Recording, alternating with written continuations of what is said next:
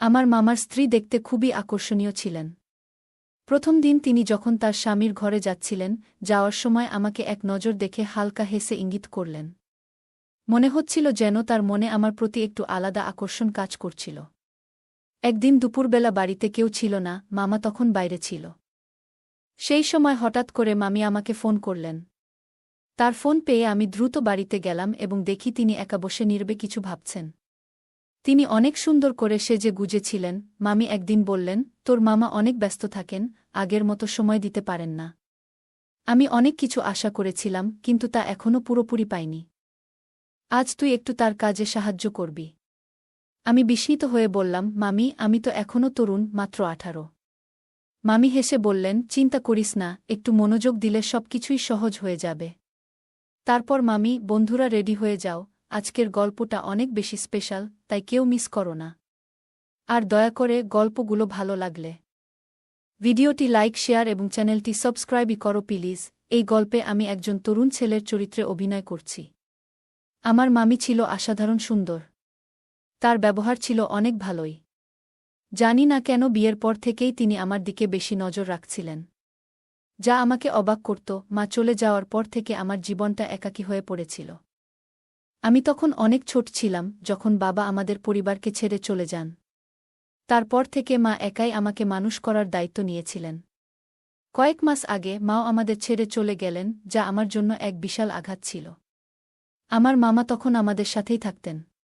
তিনি চুপচাপ হয়ে গিয়েছিলেন, সবসময় আমার মায়ের স্মৃতির মধ্যে ডুবে থাকতেন। আর আমি তখন একেবারেই ছোট ছিলাম, নতুন বাস্তবতাকে বোঝার জন্য, তবে আমি নিজেকে সামলে নিয়েছিলাম। মামা খুবই আবেগপ্রবণ একজন মানুষ ছিল। এখন তো তিনি প্রায়ই রাতে মদ্যপান করে বাড়ি ফিরতেন এবং বাড়ি এসে না খেয়েই ঘুমিয়ে পড়তেন। আমি শুধু চুপচাপ তাকে দেখে যেতাম। একদিন মায়ের এক বান্ধবী আমাদের বাড়িতে এসেছিলেন। তিনিও মায়ের চলে যাওয়ার খবর শুনেছিলেন, তাই 3-4 দিন আমাদের সাথে থাকলেন। তিনি মামার ব্যবহার লক্ষ্য করলেন এবং বললেন, এখন তোর বিয়ে করা উচিত। বাড়িতে যদি কোনো মেয়ে থাকে তাহলে সে তোকে এবং তোর ছোট ভাগ্নাকে সামলাতে পারবে। আমি দেখছি তোমরা দুজন একে অপরের থেকে দূরে সরে যাচ্ছ। তিনি আরও বললেন, একজন নারীই পারে একটা বাড়িকে সুন্দর বানাতে। আন্টির কথায় মামা সম্মতি দিলেন। এরপর আন্টি ভাইয়ার জন্য উপযুক্ত মেয়ে খুঁজতে শুরু করলেন। যেদিন আন্টি তাদের বাড়ি গেলেন, সেই রাতেই মামা নেশাগ্রস্ত অবস্থায় বাড়ি ফিরলেন। তার সাথে ছিল একটি মেয়ে। সে মামার হাত ধরে তাকে ঘর পর্যন্ত নিয়ে গেলেন এবং তারপর তাকে ঘরে রেখে চলে গেলেন। পরের দিন সকালে সেই মেয়েটি আমাদের বাড়ির কলিং বেল বাজিয়ে মামার ব্যাপারে জিজ্ঞেস করল। তারপর সে রান্নাঘরে গিয়ে আমাদের জন্য জলখাবার বানাতে শুরু করল। জলখাবার খেয়ে আমি কলেজের উদ্দেশ্যে বেরিয়ে গেলাম। কিন্তু মামা তখনও ঘুমাচ্ছিলেন। তাকে জাগানোর সাহস আমার হয়নি। দুপুরে যখন আমি বাড়ি ফিরলাম তখন দেখলাম মামা বাড়িতে নেই। কিছুক্ষণ পর ফ্রেশ হয়ে বসার ঘরে এসে দেখি বাড়ির কলিং বেল বাজল। দরজা খুলতেই দেখলাম মামা সেই মেয়েটির সাথে বিয়ে করে বাড়ি ফিরেছে। তাদের গলায় বিয়ের মালা ছিল। আমি বিস্ময়ের সাথে তাদের দিকে তাকিয়েছিলাম। তখন মামা হাসতে হাসতে বলল, কিরে কুনাল, এভাবে অবাক হয়ে তাকিয়ে আছিস কেন? এ তোর মামি তানিয়া। যা, ভেতর থেকে আরতির থালা নিয়ে আয়। মামার বিয়ে দেখে আমি খুশি হয়েছিলাম, কিন্তু আশ্চর্য হলাম এই ভেবে যে মামা লাভ ম্যারেজ করেছে। যদিও আমি বেশি কিছু জানতে চাইনি। তাড়াতাড়ি আরতির থালা এনে তাদের ঘরে প্রবেশ করালাম। নতুন মামি অনেক সুন্দর ছিল। তাকে দেখে আমি অবাক হয়েছিলাম। নতুন মামি বাড়িতে আসার পর থেকেই ঘরের সব দায়িত্ব নিজের হাতে তুলে নিলেন। সেদিন রাতে মামা আর মামি নিজেদের ঘরে চলে গেলেন, আর আমি পানির বোতল নিয়ে নিজের ঘরের দিকে হাঁটতে শুরু করলাম। ঘরের দিকে যাওয়ার সময় হঠাৎ চোখ পড়ল মামার ঘরের দিকে। সেখানেই মামির চোখে আমার চোখ পড়ল। মামি হালকা হাসলেন আর চোখের ইশারায় কিছু বোঝাতে চাইলেন এবং তারপর দরজাটা বন্ধ করে দিলেন। প্রথম দিনই তিনি আমাকে এমনভাবে দেখেছিলেন, যেটা আমি তখন সাধারণ একটা ভুল বোঝাবুঝি ভেবেছিলাম। কিন্তু পরে বুঝতে পারলাম, হয়তো তার মনোযোগ ছিল আমার মতো তরুণ ভাগ্নার দিকেই। পরের দিন সকালে মামা ঘর থেকে বেরিয়ে এলেন, তার মুখে এক অন্যরকম আনন্দের হাসি। মায়ের চলে যাওয়ার পর তাকে এতটা খুশি আমি কখনো দেখিনি। ভালো হয়েছে যে মামা বিয়ে করেছে। মামি আসাতে তার জীবনে কিছুটা হলেও আনন্দ ফিরেছিল। মামি এসেই ঘরটাকে আবার প্রাণবন্ত করে তুলেছিল। মামি খুব ভালোভাবেই বাড়ির দায়িত্বগুলো সামলে নিয়েছিলেন। আমি মামা আর মামির প্রেম কাহিনী জানতে খুবই আগ্রহী ছিলাম, কিন্তু মামার সাথে সে বিষয়ে কথা বলার কোনো সুযোগ পাইনি। সকালে নাশতা করেই মামা অফিসের জন্য বেরিয়ে যেত, আর সন্ধ্যায় ফিরে শুধুই মামির সাথেই সময় কাটাত। এটাই তো স্বাভাবিক, কারণ তাদের নতুন বিয়ে হয়েছে। মামা সন্ধ্যায় বাড়ি ফিরেই ফ্রেশ হয়ে মামিকে কোথাও না কোথাও ঘুরতে নিয়ে যেত। অনেক সময় তারা বাইরে থেকেই রাতের খাবার খেয়ে আসত এবং আমার জন্যও খাবার নিয়ে আসত। এভাবেই দেখতে দেখতে মামা আর মামির বিয়ের ২০ দিন পেরিয়ে গেল। একদিন কলেজ থেকে একটু তাড়াতাড়ি বাড়ি ফিরলাম। বাড়ি এসে মামির ঘরে গেলাম, দেখলাম মামি সুন্দর করে সেজে বসে আছে। তার গায়ে ঝলমলে শাড়ি আর মেকআপ একদম অন্যরকম লাগছিল। আমি মামিকে জিজ্ঞেস করলাম, কোথাও যাচ্ছ নাকি? তিনি মুচকি হেসে বললেন, না, আমি এভাবেই থাকতে পছন্দ করি, তাই আজ নিজের পছন্দমতো মেকআপ করেছি। মামির কথায় সায় দিয়ে আমি বললাম, মামি, আমি আপনাকে একটা প্রশ্ন করতে চাই। আপনার বিয়ের পর থেকেই এই প্রশ্নটা আমার মনে ঘুরছে। একবার আমাকে সেই প্রশ্নের উত্তর দিয়ে একটু স্বস্তি দিন। তখন মামি আমার কাছে এসে আমার কাঁধে হাত রেখে আমাকে বিছানায় বসিয়ে দিলেন। মামি হেসে বললেন, বলো, তোমার প্রশ্ন কি? আমি মামিকে বললাম, আপনার প্রেমের গল্পটা জানার জন্য আমি খুবই আগ্রহী। মামার সাথে আপনার প্রথম দেখা কিভাবে হলো সেটা জানতে চাই। ভাইজা তো কখনো নিজে থেকে কোনো মেয়ের সাথে কথা বলে নাই। তাহলে কিভাবে সে লাভ ম্যারেজ করল? আমার কথা শুনে মামি প্রথমে হাসতে লাগলেন এবং তারপর বললেন, তুই তোর বয়স অনুযায়ী খুবই সরল। কিন্তু চিন্তা করিস না, এখন আমি যখন এই বাড়িতে এসেছি, তোকে একটু একটু করে স্মার্ট বানিয়ে তুলব। মামি আমার প্রশ্নের উত্তর দিতে শুরু করলেন, তোর মামা আর আমার প্রথম দেখা হয়েছিল একবার বাস স্টপেজে। তখন তোর মামাকে বেশ চিন্তিত দেখাচ্ছিল। আমি একটু খোলামেলা স্বভাবের মানুষ, তাই আমি নিজেই তার সাথে কথা বলার চেষ্টা করলাম। এরপর থেকে আমরা প্রায়ই ওই বাস স্টপেজে দেখা করতাম, আর সে আমাকে প্রায় মদ্যপ অবস্থায় সেখানে দেখা দিত। আমি যতবারই তাকে দেখতাম তাকে বাসে ঠিকঠাক তুলে দিতাম। এভাবেই আমাদের কথাবার্তা বাড়তে লাগল। একদিন তাকে বাড়ি পর্যন্ত ছেড়ে এলাম, আর সেদিনই আমরা আমাদের অনুভূতির কথা একে অপরকে জানিয়ে দিলাম। তোমার মামা তো তখন একেবারে উচ্ছ্বাসে ভেসে গেল। সে সাথে সাথেই আমাকে বিয়ের প্রস্তাব দিল। আমার পরিবারে তেমন কেউ ছিল না, তাই আমিও তোমার মামার প্রস্তাব মেনে নিলাম। এইভাবেই আমাদের বিয়ে হয়ে গেল। মামি আমাকে আশ্বস্ত করে বললেন, চিন্তা করিস না, তোর মামা আর কখনো মদ্যপান করে বাড়ি ফিরবে না। তাদের প্রেম কাহিনীটা বেশ মজার ছিল। তোর মামা মামি ব্যবহার এবং ব্যক্তিত্ব খুব পছন্দ করেছিল, তাই আমাদের মধ্যে বিয়ে হয়েছিল। সত্যি বলতে, মামি যখন থেকে এই বাড়িতে এসেছে, আমি একবারও দেখিনি যে মামা মদ্যপ অবস্থায় বাড়ি ফিরেছে।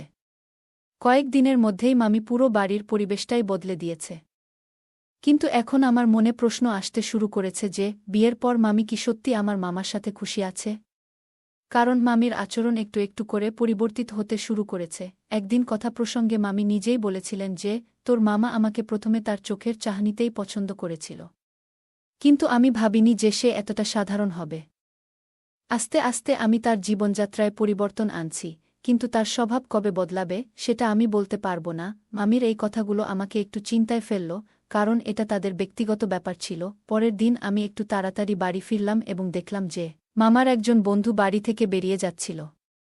সে বেরিয়ে যাওয়ার পর আমি মামির ঘরে গেলাম। আজও মামি কালকের মতোই বেশ জাঁকজমকপূর্ণভাবে সেজেছিলেন। তাকে অসাধারণ লাগছিল। আমি মামিকে জিজ্ঞেস করলাম, মামি, মামার বন্ধু বাড়িতে কেন এসেছিল? আর আপনি এত সুন্দর করে সেজেছেন কেন? কোথাও যাচ্ছেন নাকি? তার উত্তরে মামি হেসে বললেন। মামি বললেন, তোর মামার কাজের কিছু কাগজ আনানোর জন্যই ওকে বাড়িতে পাঠিয়েছিল।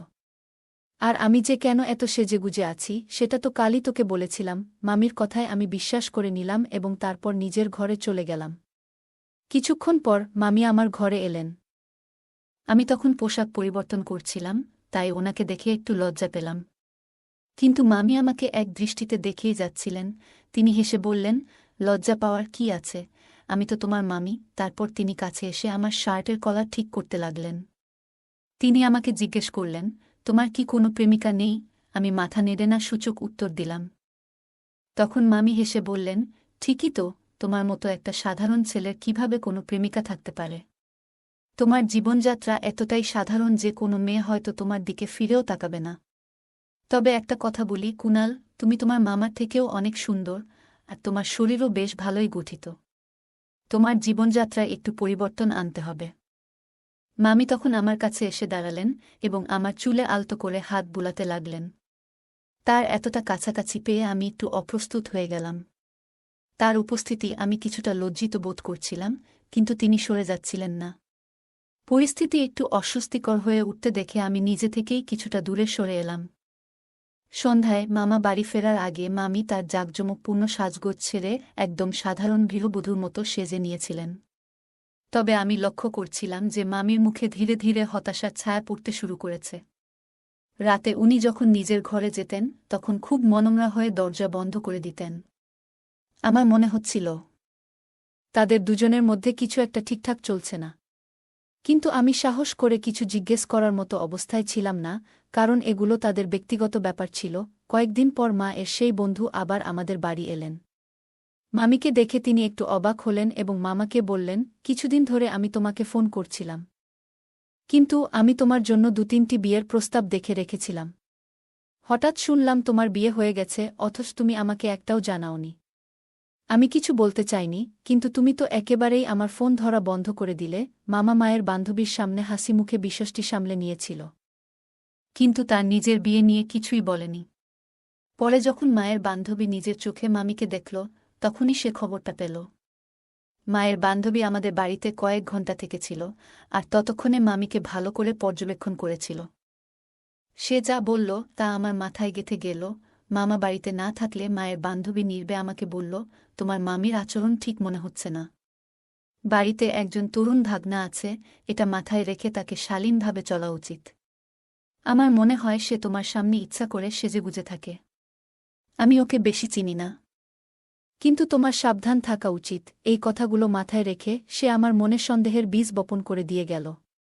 মায়ের বান্ধবীর কথাগুলো সত্যি ছিল কিনা তা বলতে পারব না, কিন্তু মামির নানান কাণ্ডকারখানা আমার নজরে আসত। তবে আমি কখনো মুখ ফুটে কিছু বলিনি।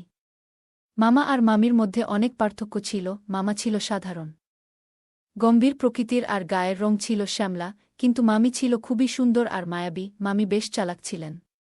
সত্যি বলতে, আমার শ্যামলা মামাকে কি তিনি সত্যি ভালোবাসতেন? এই প্রশ্ন আমার মনে থেকেই যেত।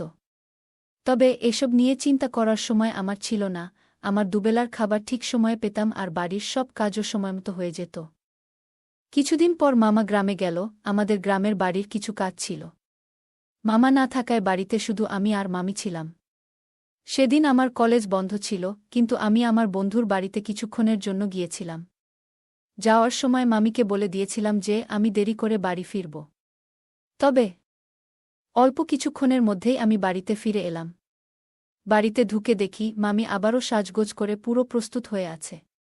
শুধু তাই নয়, তার আচরণেও একটা অন্যরকম ভাব ছিল। সেদিন একটু অদ্ভুত মনে হচ্ছিল। মামি আমাকে ঘরে ডেকে বললেন, এসো, ভেতরে আসো। ঘরে ঢোকার পর আমি দেখলাম তিনি তার শাড়ি ঠিক করছিলেন। আমি দরজার কাছে দাঁড়িয়েছিলাম। মামি হাসি দিয়ে বললেন, বাইরে দাঁড়িয়ে কেন দেখছ? যদি কিছু জানতে বা দেখতে চাও তাহলে ভেতরে এসে দেখে নাও। আর যখন এসেছ, একটু সাহায্য করো আমার কাজে। মামি আমাকে বিছানায় বসতে বললেন এবং বেশ কয়েকটি কাপড় আমার হাতে তুলে দিলেন। তারপর বললেন, আমার শাড়ির সব ব্লাউজের বোতামগুলো লাগিয়ে দেবে।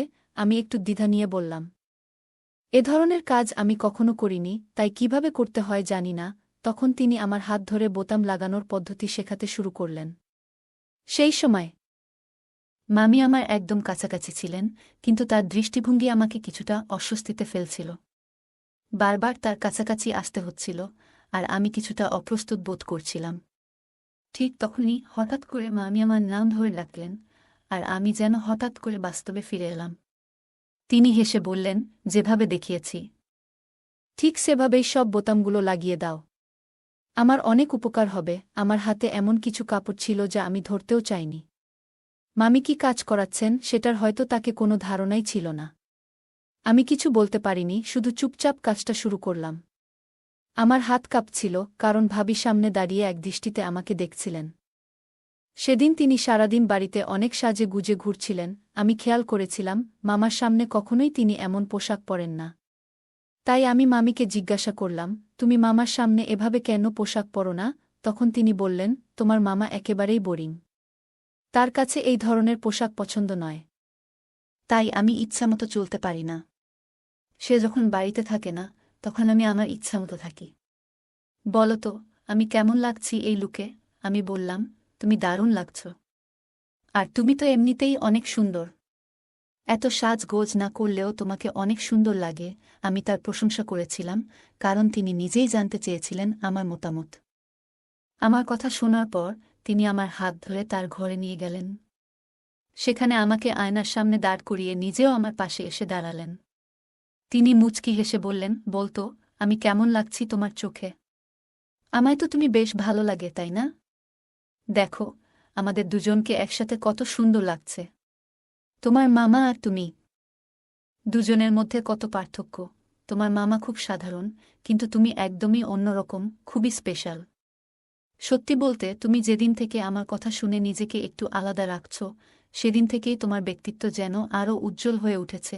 এই কথাগুলো বলার সময় মামি আমার হাত একটু শক্ত করে ধরে ফেললেন।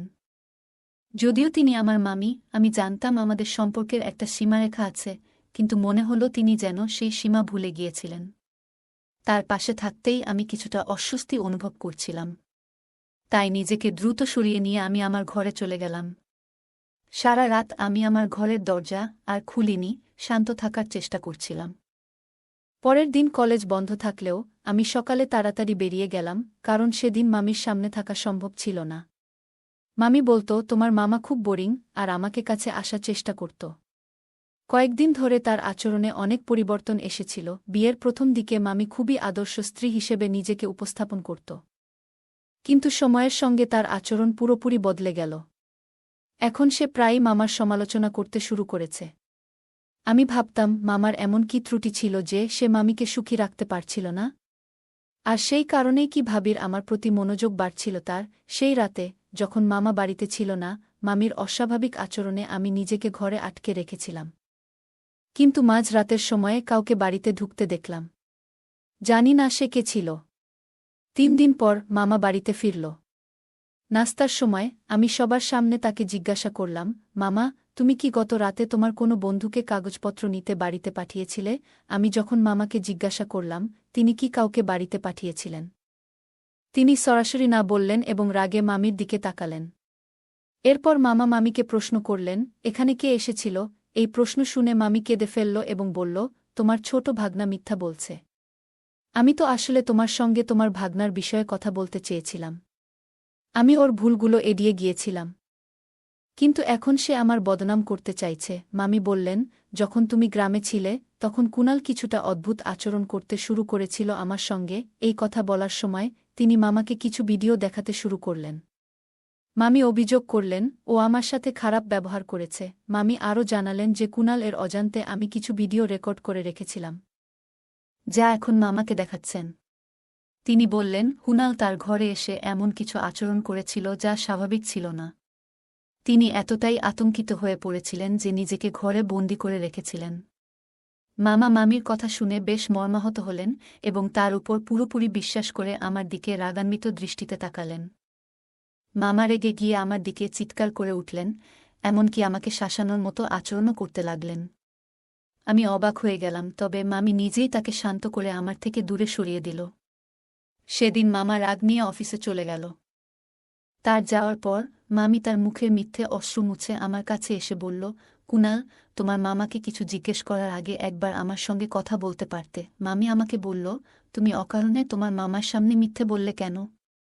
তুমি মিথ্যে বলছিলে, তাই আমি তোমার আসল ঘটনা মামার সামনে তুলে ধরলাম। তবে এরপর থেকে এমন কিছু করো না। যদি তোমার কোনো ইচ্ছা থাকে, তা আমাকে জানাতে পারো। আর হ্যাঁ, নিজেকে ছোট ভেবো না। তোমার যে কোনো ইচ্ছে পূরণ করতে আমি রাজি আছি, শুধু একবার বলেই দেখো। মামির এই কথাগুলো মানে তখন আমার পুরোপুরি বোঝা হয়ে গিয়েছিল, কিন্তু একই সঙ্গে আমার ভীষণ রাগও হচ্ছিল।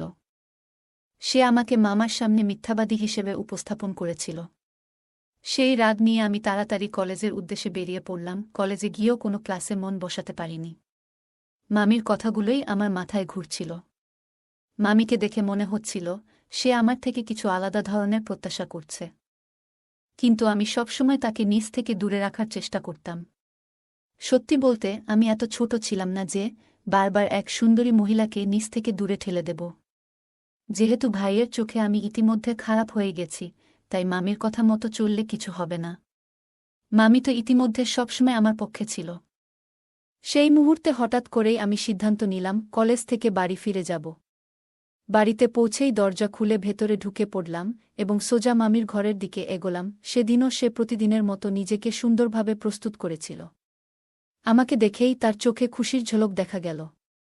কাছে এসে বলল, তুমি এসে গেছ। আমি জানতাম আমার এই সাজসজ্জা তোমার নজর কাটবেই। চিন্তা করো না।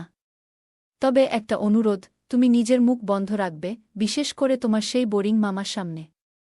এখানে যা কিছু দেখেছ সেটা বাইরের কারো কাছে বলো না। আমি তখন এমন ভাব দেখালাম যেন দাদার প্রতি আমারও রাগ আছে। তার কথায় সায় দিলাম। তখন সে এমন এক সম্পর্ক গড়ে তোলার প্রস্তাব দিল যা আমি চাইনি। আমি সেই পরিস্থিতি থেকে নিজেকে বের করার চেষ্টা করছিলাম, কিন্তু তখন হঠাৎ আরেকজন ব্যক্তি বেরিয়ে এলো ঘর থেকে। যখন সে ঘর থেকে বেরিয়ে এলো, তখন মামা তাকে ধরে ফেলল। মামার কণ্ঠ শুনে মামিও বাইরে এলো। মামিকে সাজগোজ করা অবস্থায় দেখে মামার আগে পাগল হয়ে গেল। সে বলল, তুমি আবারও এই রূপে আসলে? আমি তোমার সঙ্গে বিয়ে করেছিলাম শুধু তোমাকে ভালো জীবন দিতে। আমি তোমাকে ভালোবাসতাম, কিন্তু তুমি এখনও আগের সেই জায়গায় আছো। কিছুক্ষণ আগে যে ব্যক্তি মামির ঘরে ছিল সে মামার বন্ধু সুনীল। মামি আমাকে যে প্রেম কাহিনী শুনিয়েছিল তা সম্পূর্ণ মিথ্যে ছিল। মামা আর মামির পরিচয় হয়েছিল এক ডান্স বারে। মামাকে মদ্যপানে আসক্ত করেছিল সেই সুনীল, যিনি তাদের প্রথমে বারে নিয়ে যেতেন। সুনীলই মামার পরিচয় করিয়ে দিয়েছিল সেই মহিলার সঙ্গে, যার আসল নাম তানিয়া নয়, বরং ছিল সুমাইয়া। মামা তাকে ভালো জীবন দিয়েছিল, এমনকি তার নামও বদলে দিয়েছিল। মামার রাগ দেখে মামি ভয় পেয়ে গেল। সে বলল, সব প্ল্যান সুনীলের ছিল। আমি তোমাকে কখনোই ভালোবাসিনি। আমার আসল প্রেমিক সুনীল। ওই আমাকে বলেছিল তোমার সঙ্গে প্রেমের ভান করতে। সেই জন্যই আমি প্রতি রাতে তোমার সঙ্গে ঝগড়া করতাম। সেটা সুনীল এর পরিকল্পনার অংশ ছিল। ও চাইছিল তোমাকে মানসিকভাবে দুর্বল করে তোমাকে হাসপাতালের পথে ঠেলে দিতে। সবকিছুই প্ল্যানের অংশ ছিল। আমি তো শুধু আমার প্রেমিকের নির্দেশ অনুসরণ করছিলাম, বলল মামি। সুনীল তোমার কাজে উন্নতি সহ্য করতে পারছিল না, তাই সে এই পুরো পরিকল্পনা তৈরি করেছিল। একবার যদি তোমাকে পাগল প্রমাণ করা যেত, তাহলে তোমাকে চাকরি থেকে সরিয়ে দেওয়া হতো, আর তখন তোমার জায়গায় সে বসতে পারত। এটাই ছিল আমাদের আসল উদ্দেশ্য। মামা যখন পুলিশে দেওয়ার হুমকি দিল, তখন মামির মুখ থেকে সত্যটা বেরিয়ে এলো।